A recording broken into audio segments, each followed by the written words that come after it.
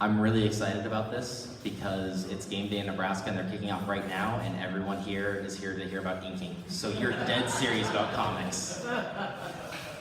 You really care about this if you're here right now. My name is Chase Magnet. I'm the co-managing editor of Comics Bulletin and a freelance contributor to sites like comicbook.com and Comics Alliance. I also work as a freelance editor, and I'm here to moderate the discussion on inking today. And I want to start by having all of you introduce yourselves, but introduce yourselves in regards to this very specific aspect of the comics medium. What have you done with it specifically?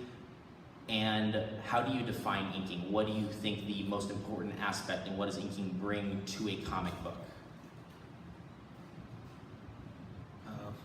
Well, I'm Eric Gabster, and I have,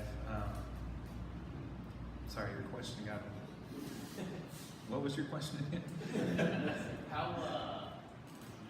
I get the most important part. Yes. Yeah. How do you define it? How storytelling. Every part of comic making is storytelling, and the inker serves the same purpose as everybody else does. You're kind of like the producer. What you. I know coloring comes afterwards, but as far as the line art goes, your decisions are the final things that people see. So, if you've got a superhero book, you're going to have to, kind of adjust, yourself to who you're inking. Phil is all bold. There's bold action. So you want to bring those elements out. You don't want to, like we're doing a horror book now. I wouldn't ink that the same way that I would ink our work on the Flash season 0. So that's kind of how I would define it. And I'm Bruce McCorkadell, and I've inked a lot of different guys, but I think I agree with Eric. That's one of the most important parts is making sure that you're keeping the most important elements in the pencils there so that there's clarity. So there's like an expression on the face that's supposed to look confused and you just make it look angry, then you've kind of failed. You've got to make sure that you keep all of the penciler's intentions there. You don't necessarily have to keep every single line there. You just kind of have to know what's the most important things and how you can enhance a little bit. Hopefully, it's kind of like being a surgeon. The first thing is to do no harm. You just gotta make sure all the important stuff is there, and if you find part that you can embellish and make it look a little richer, or enhance with the lighting a little bit, but it's also just kind of knowing when you need to step in and when you need to just be very faithful. It's just like being a surgeon. My life is in your hands. Yeah, I talk about inking mostly from a penciling perspective because I don't ink too much. When I do ink myself, it tends to be on projects that are less slick and commercial, less superhero oriented. I ink myself on like maybe horror stories or short stories that are more artsy, and I'm allowed to be less refined. I think that's down to some physical limitations of myself. My own drawing hand isn't really steady enough to be a classical inker, I don't think. So anything I ink is more rough-hewn by nature. And the whole concept of inking is kind of a byproduct of the mass production aspect of monthly comic books. In an ideal world, the penciler, inker, even the writer and the colorist is the same person expressing themselves and making their graphic novel. But in monthly comics, we have to have comics out every month. And that's really hard. You have to do a page every day, every working day, basically. So it takes a team of people to do that. And the most effective way that we've arrived at in this industry, at least for the most part, is to hand off pencils from a penciler to an inker. And it's the inker's job to translate, clarify, accentuate the pencil art that's down there. And if you're a really great inker, you can even make up for deficiencies in the penciler's art. They're hard to find, but every once in a while you'll have somebody like, well, in a case like mine, you'll have Bill Sienkiewicz inking me on something, which is the dumbest thing on earth. But he he fixed everything that was wrong with me, you know, or Al Williamson spent basically the latter half of his career as an inker, and I'm sure he was a better draftsman than every person he inked, and he made up for a lot of their deficiencies. So yeah, there's inker, ideally, like Bruce said, do no harm, but also a really great inker knows what to punch up, what to back off of, and in some ways, that I've been lucky that all the inkers I've worked with ink me better than I ink myself.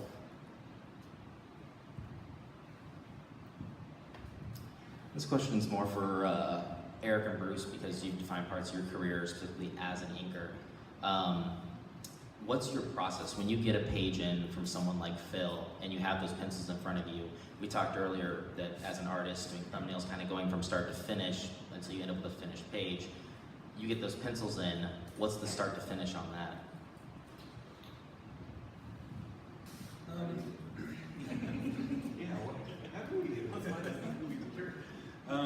I like the book we're working on currently. Like I said, I ink it differently than I would ink a superhero book. So when I get the page, I rule the borders first, and then I ink a lot of the line weights or a lot of the line work with a Proquil pen, the 502 nib, and so I'll start an image with that, and then I'll go in and I fill blacks as I go.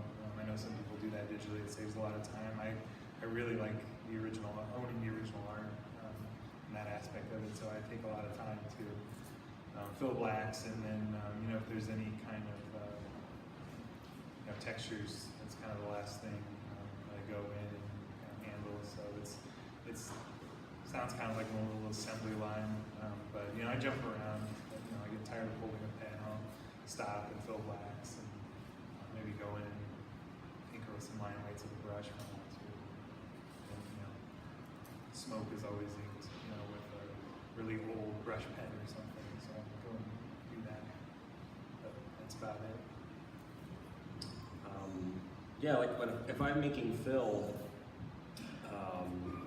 it's kind of about the same way I guess I ink everybody is. I usually start off either with a brush or a pen. I kind of get to that until I feel like I'm getting stale. There'll be a point where I'll do everything that needs to be done with the Proquil, and I feel like, okay, I'm not feeling this quite so much, then let's do some brush work. So I wouldn't say I'm that disciplined where I just start with one thing. I tend to kind of go by feel a lot of times, like, okay, I'm feeling a little bit more with the brush now. And especially the very first thing in the morning, the thing I like to do is fill in blacks. Wake up first, then worry about the detailed stuff. But Phil's stuff I think is very tight. It's deceptively simple, but there's always like the temptation with simpler styles is to add on more. But I always feel like Phil's a little bit like Alex Toth. There's a certain, or Jack Kirby, there's like, if you add too much, you're really losing the intent there. There's a bold style there that's going to get lost. So, and a lot of these things, I think a lot of times if you ink enough, these things are mostly unconscious. They're sort of built in where you sort of realize, okay, my instinct says to go a little darker here, a little lighter, and they don't sound like they're very important, but they all add up to a whole.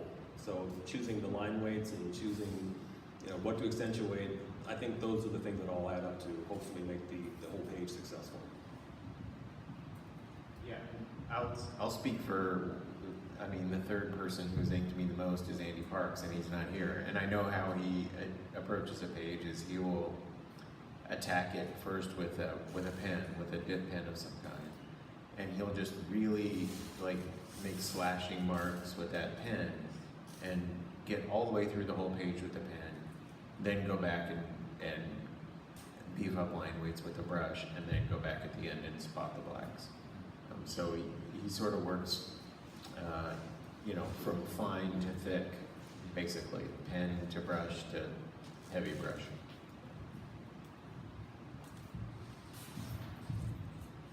Something you pointed out a few minutes ago, Phil, was that inking is something relatively unique to comics as a medium and a form of expression. And I think it goes to show how much of a collaborative medium it is, especially with the mainstream tradition here in America. Working with collaborators, how do you find yourself adjusting to different artists as you go along, as an inker or as a penciler, sending something to a different inker?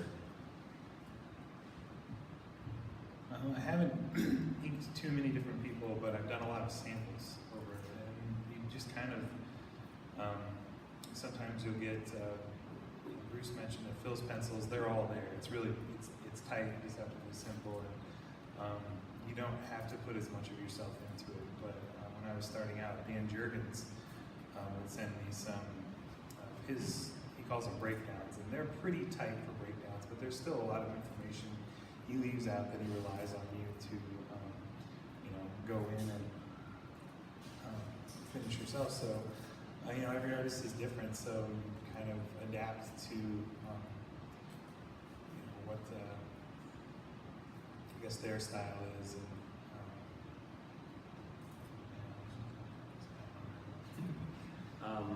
I used to ink a lot of different guys. I sort of got my start inking books for Malibu Comics in the late 80s and all through the 90s, so there were a lot of different guys I worked on. And it was just a matter of really just kind of looking at the work and deciding what it needed.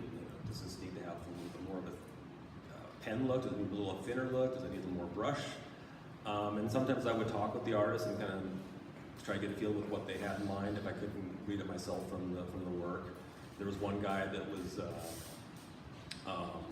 just wanted to see more brush, and just like said, "Well, I feel like you're doing a lot of pen on this. Maybe just do a little bit more brush more on the hair and things." And so it's just sometimes it's just simple things like that, but they can make a big difference. As we say, in general, the thing that's interesting about inking, I think, is that I think there used to be more a case where pencilers would just ink very loosely. The idea was to make inking sort of a practical thing would be the penciler would get all the right information there, just the basic drawing, just enough that the inker could actually take that and run with it. And they would get more books out that way. And I think that really, maybe even over the past 20 years, it's just pencilers have just gotten really, really tight. This is just unheard of way back in, say, the 50s or 60s even. This has been a trend where pencils know what they want. They can put it all down on pencil. So I don't know. I think that the role of the inker has changed a little bit in the industry today. When I've talked to editors, they kind of said, it's a little tougher to get into. I think if you really love inking, it's a little bit of a harder road now than it would have been like 20 years ago. So I would say if you really want to just focus on inking, you better really, really love it. Can I add to that? So I mentioned Dan Jurgens sending me some samples. He really liked them and handed them off to his editors at DC, and then I never heard from him again. So I was curious, and after a few months, I touched base with him, and the reason for that is because with the internet and with being able to work anywhere, a lot of guys, you don't have to live in New York anymore to work. So inking jobs, a good inker could ink 2 or 3 books in a month. Now a lot of guys who are penciling just ink themselves. A lot of guys, they've already got a guy, an inker they like working with, so there's not really any availability there. And then a lot of work comes from overseas, and they have guys that they like working with. And on top of that, there are really good established inkers who, have those 2 or 3 available books. So yeah, it is really difficult to get into. Those are some of the reasons why. And I think one thing that's interesting throughout comics history is you see partnerships between pencilers and inkers form, and people tend to gravitate towards one another. And when you discuss someone like Jack Kirby, you have to discuss his inkers, and people always have favorites, and you discuss what Sinnott did versus Coletta. What is it that attracts you to a certain penciler, or as a penciler to an inker, that really makes that fit work? What is it that helps you find a partnership and a collaboration that you want to last over time? As a fan or as a professional? I would say as a professional, but as a fan as well.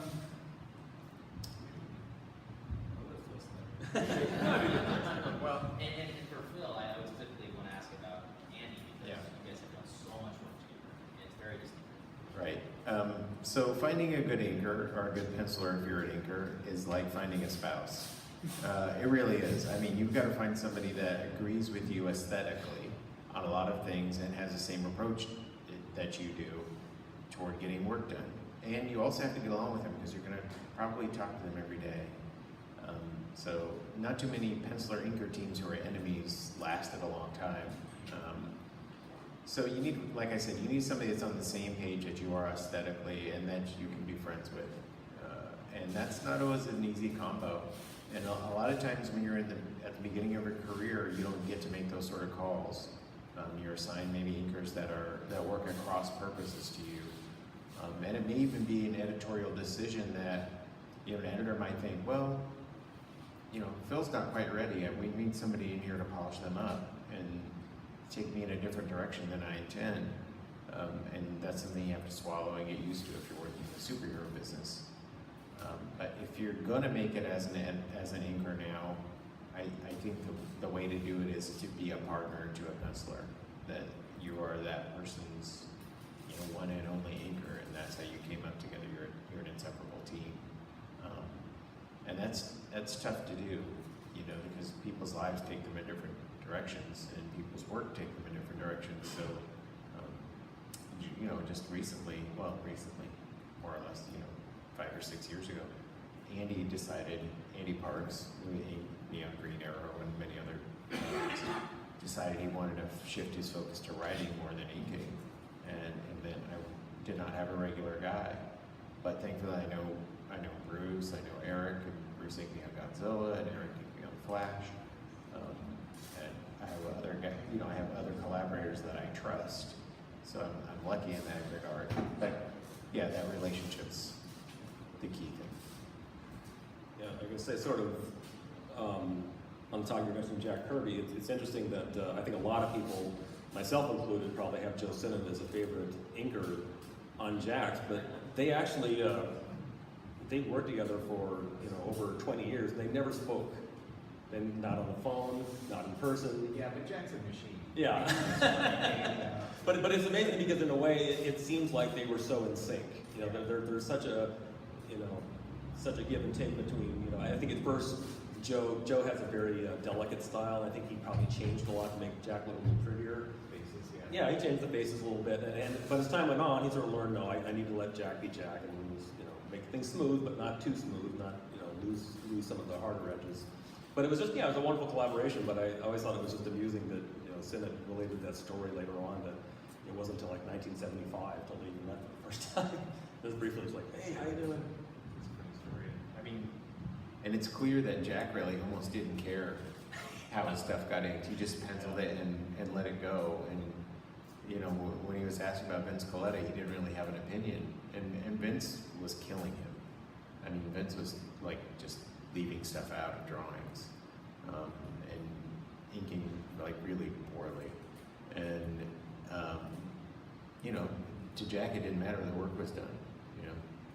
Yeah, I think I saw he made one brief comment, I think that he was saying, I didn't care for his work much, but it's much later on, it was but no longer. he didn't take a stand in any. No. Well, he was interesting because he really had this attitude that he didn't want to deny people work either. Yeah. You know, it took a lot for him to actually say, I'm going to make sure this person doesn't work. Right. He just kind of came from that depression era where people should work. Who do you like on Kirby? Giacoya. Well, I like Warrior myself. Giacoya's my favorite. I own a bunch of Warriors. I don't own any Giacoya yet. Well, kind of jumping away from the lack of communication between Kirby and his inkers, what do you like as an inker to get from your artist in the same way that writers do collaborate and communicate with artists in different ways? I imagine that there's a similar sort of relationship between inkers and pencilers. What do you like to know, or what do you like to have on the page to help you understand the best way to collaborate? I think a lot of that really starts just on the first page that you do. I inked quite a bit of Phil's pencils very poorly right away, and just in a practicing capacity, and it was a clash of style. I was, you know, inking everything very thin, these very kind of illustrative, you know, lines of the brush, and I didn't know what I was doing. So, you know, he kind of sat down with me and kind of explained what he liked, and it was all very foreign to me until I started looking at, you know, like Andy Parks, and Andy sat down with me at a con. with other inkers that I've talked to, that they start working with new people, that's kind of what they do right away. They ink a page and they're like, okay, what do you like, what you don't like? And you kind of go from there with, you know, where you can do something differently or add more of yourself. And, you know, that initial, just that initial conversation, and you know, and it can change over time. You know, like I said before, Phil, I had to do a couple different takes on this shipwreck book we're doing. You know, the way I was inking Flash wasn't really, the tools I was using wasn't really helping. I had too much control. And it wasn't until I switched to a different pen that I really didn't have a lot of control with, that it started getting the look we wanted. So, you know, it's just open communication, just talking. I think, of course, it always just helps if you have a pencil that you just really like. You know, I think I've been lucky that a lot of the pencils I've inked, they're really, I can't think of anybody I've just said, I absolutely hate this guy. Actually, probably, funnily, the least favorite job I ever had was, I think, one of Brian Michael Bendis' first penciling jobs. It was a Star Trek. He did a little backup for Star Trek Deep Space Nine, and I remember getting the pages thinking, oh, this is somebody's nephew. This is somebody high up's nephew. I don't know who this guy is. And I can think, Bendis himself actually came out later and sort of apologized for the work that he did on that. But really, that's about it. And the guys I really like, I've worked on a lot of different stuff with Phil, you know, mainly because I like Phil's work. You know, we started doing stuff really early on, like early 90s. And it just seemed very different, very fresh, very dynamic. But I think probably my second favorite inker is a guy named Terry Tidwell to ink. He did this book called The Twilight Avenger. This is the first book I ever inked. And I think I inked about 5 issues of that, and then Terry got really sick of the comic book business fast and decided, oh, there's no money in this, I'm gonna go off and I'm gonna do comic book style work for advertising. So he went off and did that. And then much later, I ended up doing a lot of work with him. But the reason I like his work a lot is he's just a very solid illustrator, but he's kind of has this old school method of everything's there, but you can interpret it in any number of ways, because the line widths aren't there. You know, a lot of the shading, the feathering, the detailing, the shadows, it's all just, you know, whatever you want to do, just, you know, you fill in the rest. So that's a lot of fun to do. So he's probably would be my second favorite person to ink. Oh. Well, what I'm looking for in an inker is obedience. No. No, I'm looking for them to find ways to express themselves in a way that's in sync with what I'm doing. And I've been lucky in that regard that I found a lot of people willing to do that, and it's almost alchemy. It's different with every collaboration, you know, and you never know what's going to work and what's not. And what's funny enough is, when you see it, you know it didn't work. If it didn't work, you know right away, and you just move on.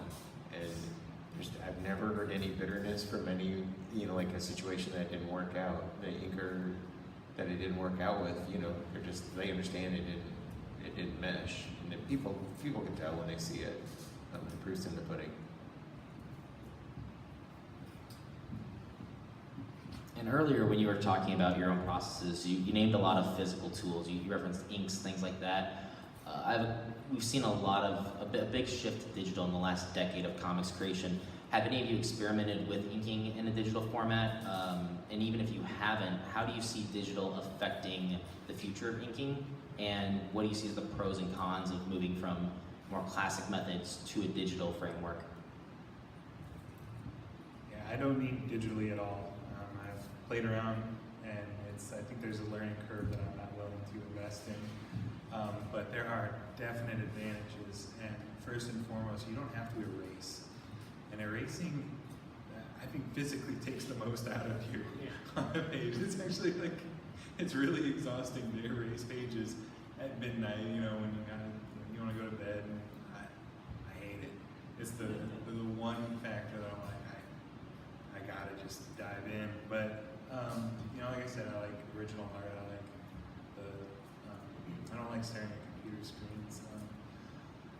And I've, you know, invested all this time in developing skills and habits on paper that I don't want to give that up. But the real benefit of digital is you you can save a lot of time working digitally. It's just it's a quicker method, and for both penciling and inking, just that time efficiency is really helps. And I mean, time is money, so a lot of guys are actually that way because they get to live more of their lives, or they get to spend more time, canoodling, finishing their art. I mostly work traditionally. Part of the problem I found with digital inking is as much pressure sensitivity as you have, I feel like I still have a lot more sensitivity with my own hand. So I've been actually using quills and brushes for over 30 years. So I've developed this sort of facility where, when I put my hand to paper, there's just sort of a connection there where I know the stroke that I'm going to get. And I can kind of get there digitally in Photoshop. I can't really foresee a time when I would actually do all the inking there. But what I do like doing is I like to be able, like we were talking about erasing, what I like to do now is I can actually print out blue line versions of what I'm going to ink, which eliminates the need to erase. I will say though, I still, we kind of talked about this once too, I like actually inking over real pencils. It feels better. There's something about actually having your ink touch pencils I like. But the blue line is nice. I do hate erasing too, so that's a big. But I'll touch up things digitally a lot. A lot of times I'll ink things and I have to kind of be careful because a lot of times you can just endlessly fix things in Photoshop. But I used to fill in all the blacks in Photoshop. I actually gotten to the point where I don't even like doing that. I like actually filling in the blacks myself now with a brush. For one thing, it's nice to have an original art piece. I found a lot of what I was doing is I was selling these pieces of original art and having to go back and fill the blacks anyway. So it's like, why don't we just do this right from the start? It really doesn't take that much more time. Once in a while, there'll be things I do like to do digitally. There was a story I did of Phil's for a book called Four Letter Worlds. It was all pantomime, there was no dialogue, and for some reason, it's like one of those rare cases where I looked, I thought it'd be really cool to just have this have a little different look to it, and I had a little Peter Cooper feel in mind, so I went in after I inked it, and what I would have previously done in the old days with a toothbrush to get a lot of spattering, I actually used in Photoshop to get sort of more of a splattery effects here and there, which I thought was kind of nice. I thought that turned out good. So there are cases where I will do some things that really need to be digital. Yeah, I think right now the main advantage is really just speed. I don't think there's any aesthetic advantage to working digitally. Maybe in terms of, more in terms of the penciling aspect of it, when you do layouts and there's perspective grids you can do in a lot of drawing programs. But when it comes to inking, I think it's mostly speed. The downside to me is I think it makes a lot of people's work look watery. I don't know if that's the right word, if anyone knows what I'm talking about. But it makes it look a little weightless. And when you're working on paper, you get an immediate reaction. Like there's that tactile sense that you get from inking on paper. And to me, it produces more solid work. And oftentimes digital stuff has a sameness throughout the page. That's almost like a coating of the same treatment. There's not enough variation in things like line weights that you can get. Like when you're drawing with an actual pen, your line weights are going to vary, multiple times in one stroke. And even on the best digital inking, tools are not going to do that. So yeah, there's a sameness that tends to crop up in a lot of digital work, in my opinion.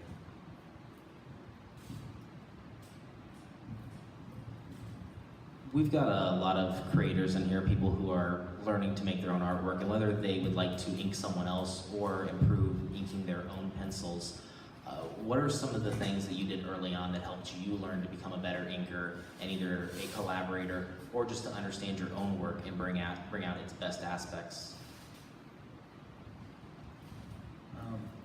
We live in a really cool time where you have a lot of access to creators, whether it be over social media or conventions, and I just reached out to as many people as I could, as many pencilers, and just asked for samples to work from.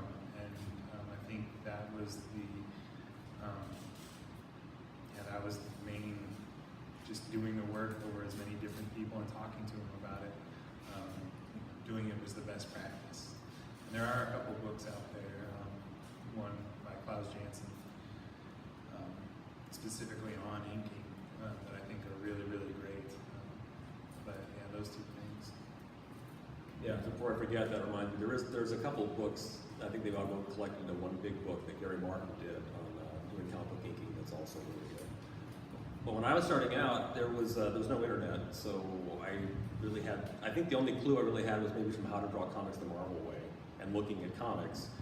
But at some point early on, I think in the late 70s, I found some original art for the first time at a comic shop. And they were selling a splash page to Daredevil by John Buscema and Jim Mooney for $25.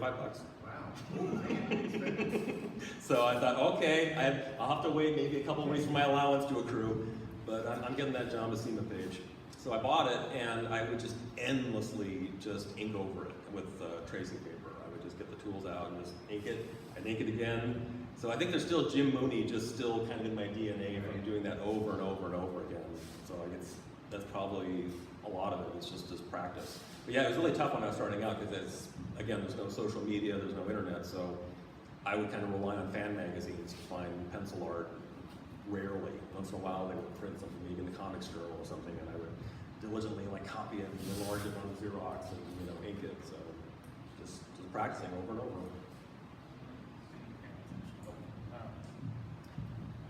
For me, a really big boon for me was looking at original art and actually seeing what other people were doing on the page.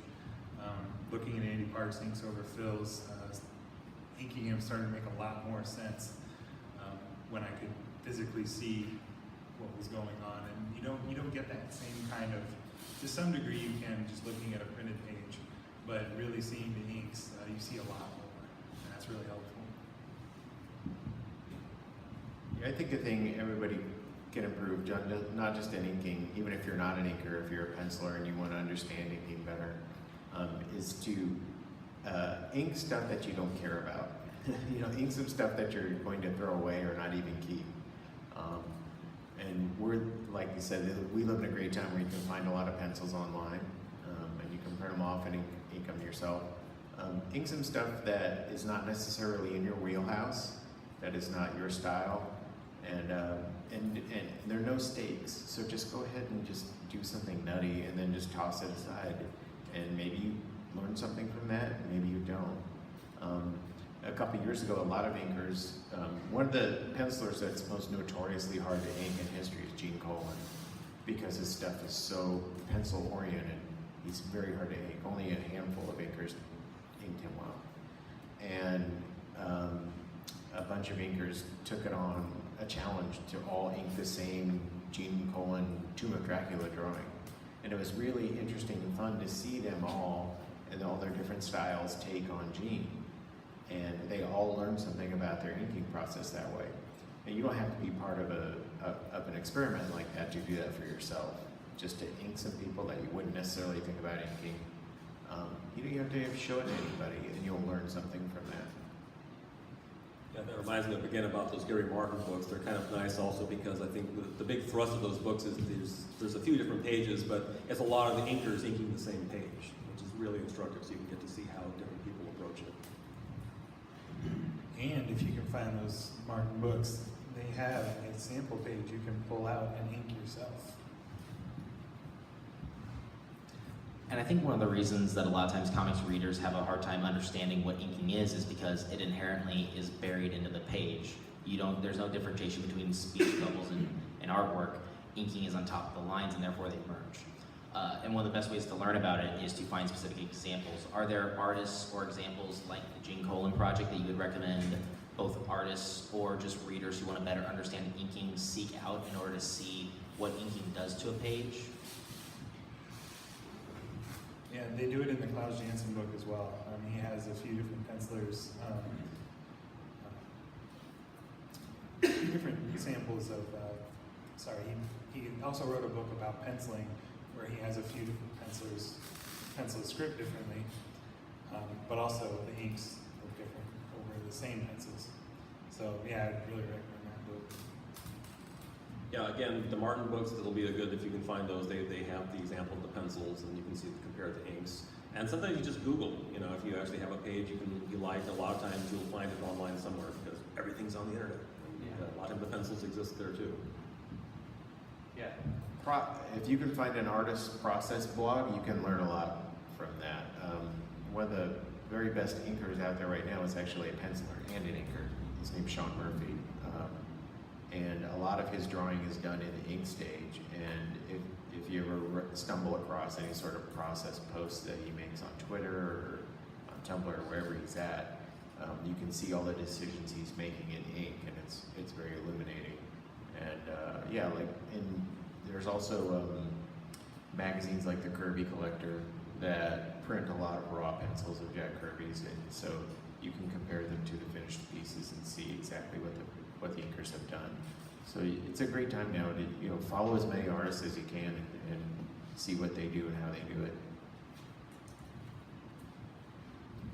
I believe Murphy has a lot of pages on Essential Sequential, and when you look at those, you tend to see that there's a lot of work that's lost in the final product because his inks tend to have a lot more depth to them. Yeah, he's like dry brush. Yeah. As we get close to the end here, I just want to ask a couple more questions. As an inker, everybody has a style and the type of artwork they do.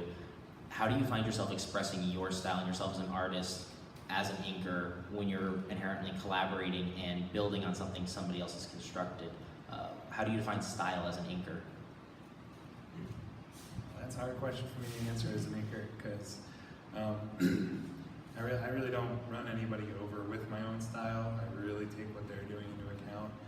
And I recently started, I've worked in a lot of different styles of drawing as well. The comic strip that I do is really cartoony, and I've done some comic books where I really had to pull back from that, and that requires a different kind of inking than the comic strip did, which requires a different inking than someone like Phil or Mike Hawthorne. And so now that I've done it so much, a lot of it is unconscious. A lot of it just happens. So I really don't know how to answer. I don't really impose myself, I don't think, consciously. So if you do find a style in there, it's just what was coming out, in response to the pencils that I was doing. Yeah, I don't think there's rarely a time when I actually focus on the style. I think the most important thing is to focus on doing it right, or doing what feels right, and the style will come from that. There's some guys I think just naturally have a certain style. I'm probably not objective enough to know if I have one or not. I can spot a Tom Palmer job very easily. I can spot Joe Sinnott really easily. I don't know if you can spot my stuff and say, oh, it's Corkindale, obviously. I don't focus on that. It's just like I kind of focus on making it look as nice as possible, and I'm hoping that the style will come from that. I think there's like maybe one time in the 90s when the image boom was first hitting, and a lot of the guys were like Todd McFarlane and Jim Lee were coming along. There was a certain move towards a more pen-oriented style. Yeah, Scott Williams style for the inking. There was a weird way of doing feathering. It's where it became very bumpy. There was like a lot of triangular bumps that were denoting shading, and it was just foreign to me. That was just, I could appreciate it, but it was just not me. And there was like one job where that's just how the guy drew. He was just like really on board with this whole style, and he was going full bore. And so a few of the guest artists was like, well, can you Scott Williams it up? And they go, I'll try. So, but mostly I try to just do what feels natural and hope that the style comes from that. I think this goes beyond inking in that a lot of times I'll talk to young artists and they wonder how they're going to get their style. And I always tell them, don't worry, your style is going to happen to you. No one really chooses their style. You might think you are, you're not really. It's a combination of your strengths and your weaknesses, your idiosyncrasies, your assets. All those things are going to kind of go into a big blender, and what comes out is you. And sometimes people don't know they have a style. Sometimes they, I think there are people that are I think Eddie Campbell is a fantastic artist. I don't think he knows he draws weird. I think he just thinks he's just drawing. You could maybe even say I think Paul Pope's more conscious of his idiosyncrasies, but in the same regard, I think Paul Pope's just drawing, and that's how it looks. And you know, it's what you know consumed as a reader, and it's about your practices as an artist. But it's all going to come out whether you like it or not. So it's best not to sweat, like Eric said. It's best not to sweat getting a style, and like Bruce said, it's best to focus on just doing good work, and the style is going to come whether you like it or not.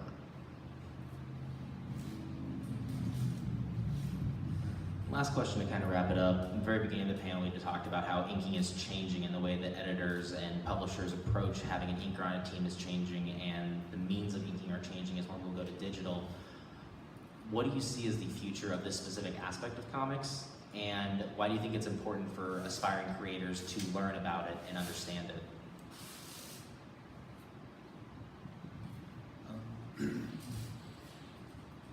There's another side to this conversation that we haven't really touched on, is that inking actually started as unique to comics because you could not reproduce pencils. So I mean, just in the printing process, that's how, you know, essentially we were just reproducing the pencils early on, and then over time it's become, you know, an art form in and of itself. And plus the deadline issue, you know, creates that necessity. But now we have the technology to shoot straight from pencils, from type pencils. You can darken those in Photoshop, and I think a lot, you know, every artist is different. Some folks you can't tell, it looks fantastic. Others who you may have seen before, you feel something's lost. And personally, I like the, you know, the look that inking, an inked image gives, as opposed to one that's shot straight from pencils. So that's kind of another thing to consider, is that editors are always looking to cut costs, and unfortunately, inking is just one of those things that has, you know, it's, well, we don't need it, so budget's not great. It might be the first thing to go. So that's kind of the other thing to consider. Yeah, I was thinking you were talking about that story about how inking jobs kind of happen these days. You know, I'd heard something very similar from a Marvel editor not too long ago, that this is sort of the state of inking now, is that most of the time pencilers will either do it themselves, and if the penciler has a buddy that's not terrible, then they're going to go with the buddy. So it's really tough the pool for actual dedicated inkers, I think, has shrunk a lot. I mean, it's still there, and like anything, if you really want to do it, I'm sure you can find a way to get work. But I think it's tougher these days. I don't know that people are as discerning about inkers as they used to be. Maybe that's just my own nostalgia, but I have this sort of image that way back in maybe the 60s or 70s, there was more, oh, Terry Austin, I love anything Terry Austin does, or Joe Sinnott, or Tom Palmer, and I don't really hear that as much anymore. And kind of, again, back to what you were saying about how inking has changed. I remember back in the 90s, I think editors were saying, well, you know, the inking will always be, you know, something that you have to do by hand. You can never, because you're just not going to be able to replicate that. But then, of course, you know, technology always fools you, and then the paradigm shift there is that you don't have to have things that look like inks. You can have things that look like watercolors. You can have things that look like colored pencils, and so you don't have to have things that are just strictly black and white right now. So that'll continue to evolve. You know, things will keep looking more like paintings, or they'll look like, you know, charcoal. It just depends on, you know, whatever it is. There's no limit to what people can do. So I would say in general, I just think inking is going to keep changing. You know, I don't think that it's going to be. I don't see it as being as much of a focused career as it used to be. That's my opinion. No, I agree with both those guys. I mean, right now inking is an aesthetic choice, basically. It's no longer a utilitarian choice, and it's that its momentum is kept in place by the fact that most of the artists being inked right now grew up on inked comic books, and that's going to change over time. It might fall away completely, but I think it's important to study inking if you want to understand the history of comics in any real way. You have to understand what inkers contribute to the pencilers they work with in the past, so it's something that's, I mean, you could spend a whole scholastic career studying just one inker and one collaboration with them. penciler, because there's still so much rich information there. But as far as the future goes, I think as, you know, not only the delivery systems, you know, we're gonna go beyond paper, we are sort of beyond paper now. We're probably gonna go beyond 2D screens, you know, soon with comics. So, yeah, the limitations on comics are just falling away more and more every year. And that's frightening, but it's also exciting because it opens up new potentials. And so people that were previously just limited maybe either by circumstance or physical skill set to being inkers, a lot more opportunities are actually going to go open up to them. The more, you know, aesthetic opportunities open up as comics advance technologically. So it's going to be scary, but it's also going to be exciting.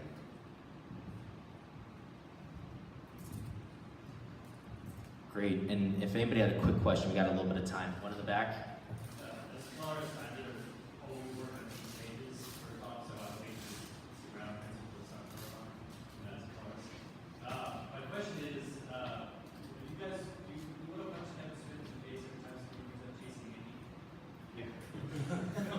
The tracer joke? Yeah. Yeah. I get it all the time, so. Yeah, it will make parts kill somebody.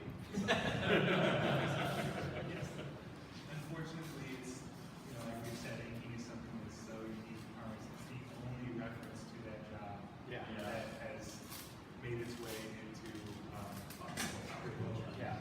So it gets really tiresome, but inevitably, you know, when you're talking to someone outside the industry, they think they're being clever because they remember that reference. And Well, I'd say probably a good, 30% of the people in this industry don't understand what he means. Honestly.